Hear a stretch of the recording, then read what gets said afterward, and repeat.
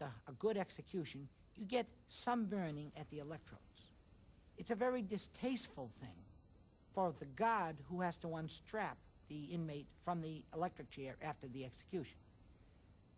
Normally, if we think of a belt with holes in it and the pin that goes through the holes, that guard has to then compress all the flesh and everything on the body. It's oozing because it's been cooked. He has to get the body fluids on his hands. With the equipment we designed, all of the straps are instant release. They're the same as safety belts in your car. You hit a button and the strap opens. Another thing that we do is that our electric chair contains a drip pan. All executees during the execution lose control of their bodily functions. They urinate and defecate in their pants on the chair. This normally winds up on the chair and on the floor directly beneath the chair. This is a disgusting thing when it occurs. It's a very inhumane thing to allow a person who's being executed, a human being, and who should be afforded the greatest dignity of all because he's losing his life. It's a disgusting and a degrading thing to allow him to defecate and, quite frankly, piss on the floor. Additionally, the urine, when it hits the floor, and I think everybody knows that urine is highly conductive, it's normally mopped up.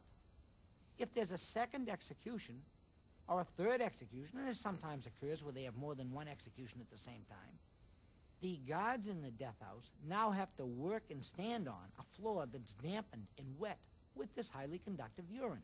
And fortunately, there's never been an accident, but it's quite possible for the urine to conduct the electricity and shock a guard. And nobody should have to place his life in jeopardy because an execution is being conducted.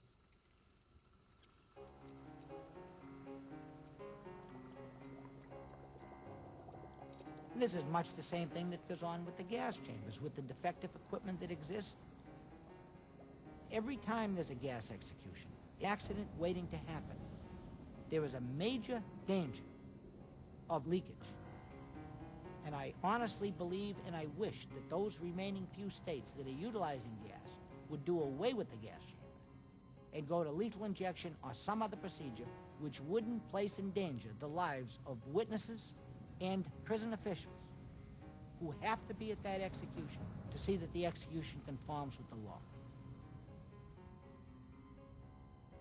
Being familiar with all of the four systems that we use, I would much rather be electrocuted, providing you were going to electrocute me on the system that's in Tennessee. I don't want to be electrocuted in Virginia. I don't want to be electrocuted in Florida. I don't want to be electrocuted in Alabama. I don't want to be Mr. DeFaro, or I don't want to have my eyeballs blown across the room. I'd like the execution procedure to go smoothly. I have often been asked, generally by some type of adverse party, whether I sleep at night or how well I sleep at night. And my answer is always the same. I sleep very well at night.